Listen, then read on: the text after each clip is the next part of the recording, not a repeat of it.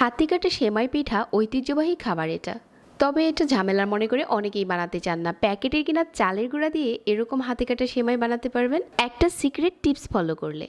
একটা প্যানে নিয়ে নিচ্ছি 1.5 কাপ পানি, হাফ চা চামচ লবণ দিয়ে দিলাম। পানিটা যখন ফুটে গেছে 1 কাপ দিয়ে দিচ্ছি শুকনো চালের গুঁড়া। এটা প্যাকেটের কিনা শুকনো চালের গুঁড়া। তারপর সাথে সাথে এভাবে করে নেড়েচেড়ে মিশিয়ে নিচ্ছি একসাথে করে। আপনি প্যাকেটের কিনা চালের গুঁড়া দিয়েই এই হাতে কাটা সেমাই পিঠা বানাতে পারবেন, কারণ আজকাল অনেকের হাতের কাছে চালের গুঁড়াটা থাকে না। খুব ভালো করে নেড়েচেড়ে মিশিয়ে নিয়ে তারপর ঢাকনা দিয়ে ঢেকে দিচ্ছি 5 মিনিটের জন্য। অল্প আঁচে 5 মিনিট ঢেকে নেওয়ার পর বাটিতে নিয়ে খুব ভালো করে মতে নিতে হবে। একটা সফট ডো বানিয়ে নিয়েছি। আর এখন একটা বোর্ডে কিছুটা শুকনো চালের গুঁড়া ছড়িয়ে দিয়ে এই ডোটাকে উপরটাতে খুব ভালো করে শুকনো চালের গুঁড়াটা লাগিয়ে নিচ্ছি। আর নিয়ে নিচ্ছি কেচিতেও চালের গুঁড়াটা লাগিয়ে নিয়েছি। আর সাইড থেকে এভাবে করে কেটে নিচ্ছি। আপনি চাইলে এভাবে কেটেই এই হাতে কাটা সেমাইটা বানাতে পারেন, অনেক তাড়াতাড়ি হয়ে যায় যারা এটা হাতে কাটতে পারেন না। তো এভাবে করে কেটে নিয়েছি। এখন আরেকটা টিপস ফলো করা যায়, এটা হচ্ছে আপনি কেটে নেওয়ার পর চাইলে কিন্তু হাত দিয়ে একটু মুড়িয়ে নিতে পারেন, আবার চাইলে এভাবেও রান্না করে নিতে পারেন যাদের হাতের কাছে সময় কম থাকবে। প্রতিটা টুকরো যখন এরকম ছোট ছোট করে কাটা হয়ে গেছে এরকম হাত দিয়ে একটু মুড়িয়ে নিতে পারেন, এটা খুব দ্রুত হয়ে যায়। আবার চাইলে কিন্তু যেটা আপনি কেটেছেন ওইভাবে করেও রান্না করা যায়। সবগুলোকে হাত দিয়ে এরকম করে ডলে দিচ্ছি। একটা ডলা দিলেই দেখা যাবে যে এরকম সেমাই পিঠা তৈরি হয়ে গেছে।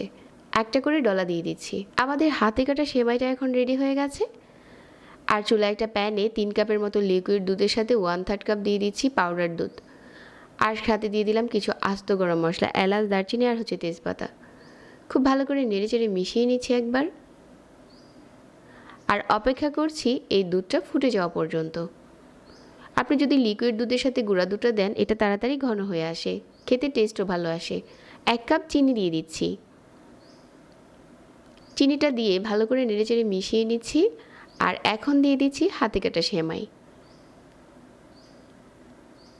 এভাবে করে একটু নেড়ে মিশিয়ে নিচ্ছি আর চুলার আঁচ কমিয়ে অনেকটা সময় ধরে রান্না করে নিচ্ছি, যতক্ষণ না এটা কিছুটা ঘন হয়ে আসছে।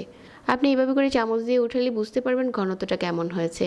চুলা থেকে নামানোর আগে ফ্রেশ কোরানো নারকেল আর দিয়ে দিচ্ছি কিশমিশ। রান্না হয়ে গেল আমাদের হাতে কাটা সেমাই পিঠা, যেটাকে আপনারা চাইলে কেচি কাটা সেমাই পিঠাও বলতে পারেন যদি আপনি কেচি দিয়ে কেটে রান্না করেন। এখন এরকম একটা মাটির পাত্রে পরিবেশন করে নিচ্ছি। দেখেন এখন দেখতে কতটা দারুণ লাগছে। আসছে ঈদে স্বাস্থ্যকর উপায়ে বাসায় বানিয়ে নিতে পারেন এই হাতে কাটা সেমাই পিঠা। রেসিপি ভালো লাগলে পেজ ফলো করে রাখবেন। প্রতিনিয়ত নতুন রেসিপি পেতে সবাই অনেক ভালো থাকবেন। আজকে এখানে বিদায় নিচ্ছি। আল্লাহ হাফিজ।